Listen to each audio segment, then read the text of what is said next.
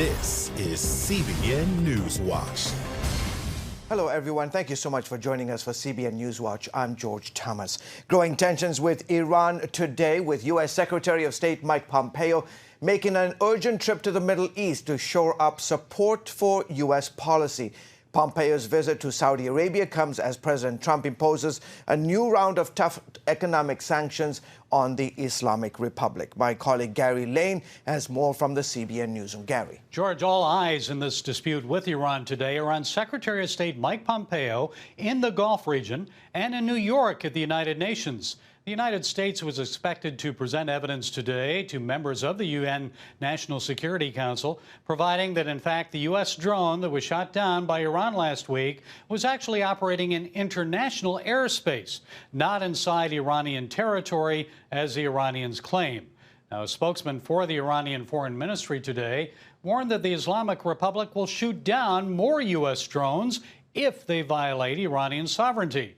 At the same time, U.S. Secretary of State Mike Pompeo made a hastily arranged visit to Saudi Arabia, where he met with King Salman and Crown Prince Mohammed bin Salman for urgent talks concerning Iran. Pompeo tweeted that he had a productive meeting about maritime security in the Strait of Hormuz. Freedom of navigation is tantamount, he said.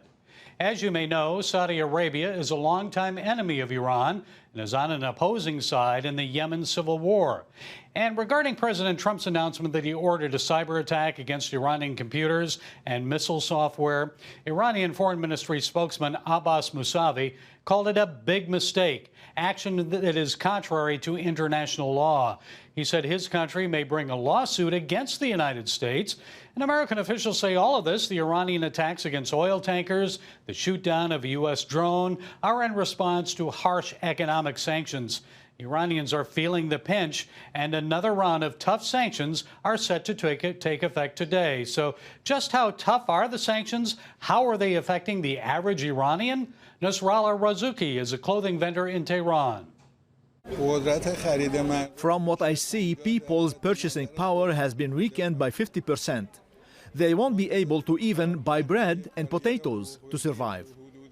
And another Iranian said government officials keep telling people to be strong, endure the economic pressures, but they can already hear the sound of their bones breaking under pressure.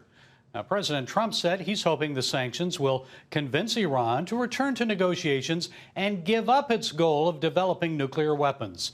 If so, he said, he could be their best friend, and it could make Iran great again. Back to you, George. Thank you, Gary. The U.S., by the way, reportedly launched a cyber attack on Iran's military computers to keep them from launching their missiles and rockets. The strikes were a joint effort between the U.S. Cyber Command and U.S. Central Command.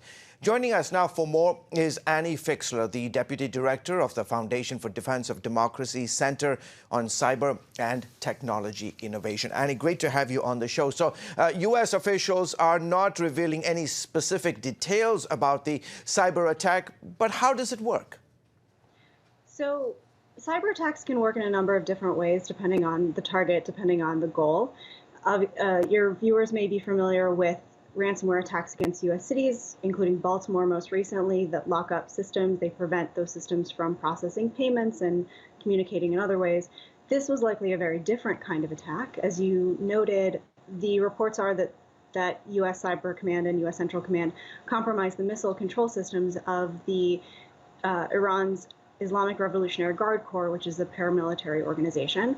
So what that likely means is that if an Iranian general, for example, ordered a missile launch, those missiles would not launch. Those missiles could misfire. Perhaps the targeting system wouldn't work, so it would go in the wrong direction, explode on the platform, any number of things that would go wrong with any command that you issued to those missiles.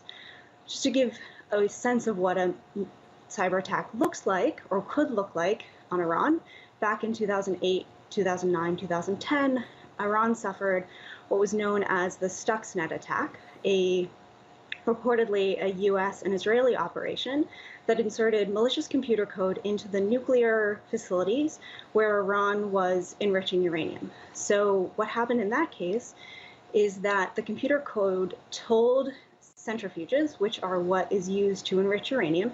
It told them to spin out of control, so speed up, slow down, etc. And it caused those systems to break. But at the same time, the computers were reporting back to Iranian scientists that everything was working properly. So things were breaking, but Iranian scientists didn't know why. I was just going to say, you know, as we launch these attacks, I'm sure countries like Iran, North Korea, Russia, they are also targeting us as well. How vulnerable are we? The United States is significantly vulnerable to cyber attacks. Not only our government systems, which the United States has spent considerable resources to defend, but specifically the private sector. So unlike other conflicts where, you know, it's government to government, military to military, in this case, the private sector is really on the front lines. And we are, in some respects, asking individual private companies to defend themselves against nation-state actors. Yeah. In fact, they've been just talking about, just in the last few weeks, cyber attack experts were saying they were seeing an uptick in the number of attacks coming from Iran, specifically to our national grid and to our oil sector. Real quickly, last few seconds, how do we defend ourselves? A couple different ways. I think the step up in attack in offensive capabilities you've seen out of Cyber Command has been a good thing to show our adversaries that their actions will have significant consequences.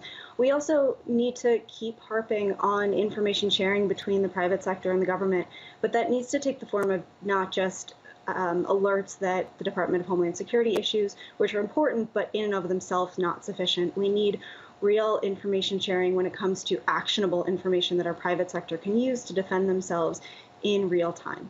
Terrific. We'll have to leave it there. Annie, thank you so much for your insights on this, and thanks for coming on the show.